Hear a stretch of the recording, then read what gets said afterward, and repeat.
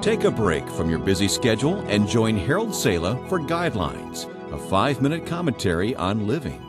An acquaintance tells of visiting a large, imposing church for the first time.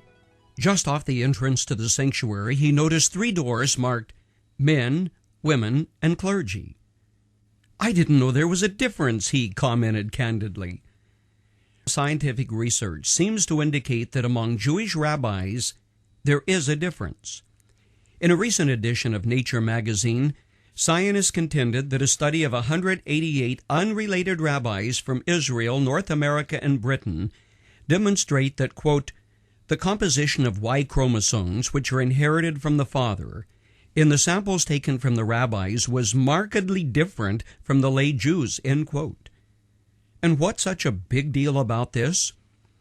If the study is valid, and at this point it seems there is no real reason to question it, there is solid evidence which demonstrates that the Jewish priesthood has been passed from generation to generation, and that among rabbis today there are some common genetic traits. What are the implications? Well, before I answer that question, and believe me, the implications are profound, let's trace the Jewish priesthood to the Old Testament.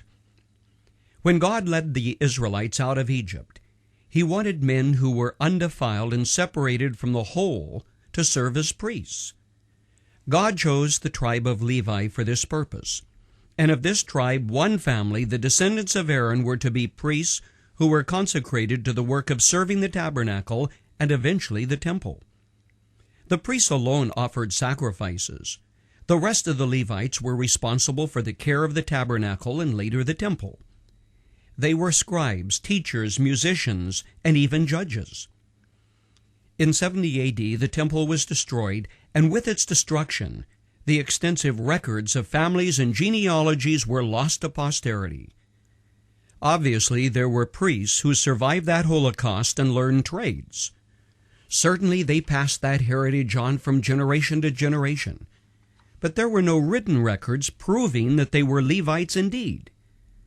Synagogues were established all over the world following the fall of Israel to the Romans. Wherever there were 12 Jewish males, a synagogue could be established.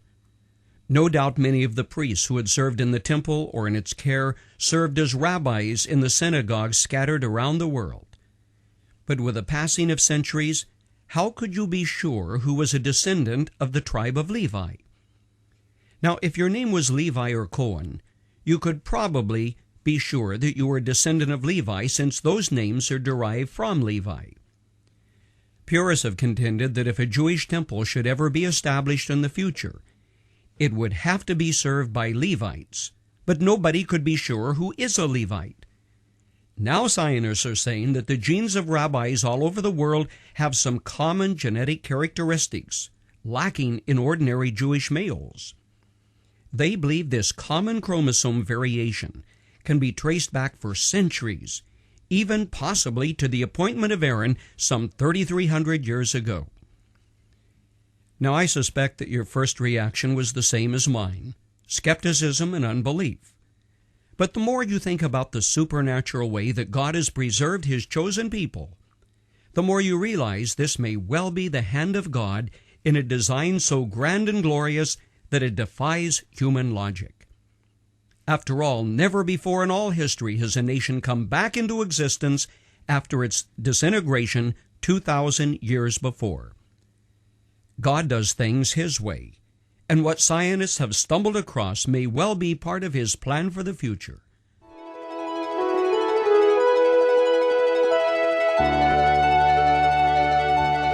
I'm Harold Sala. I'd love to hear from you.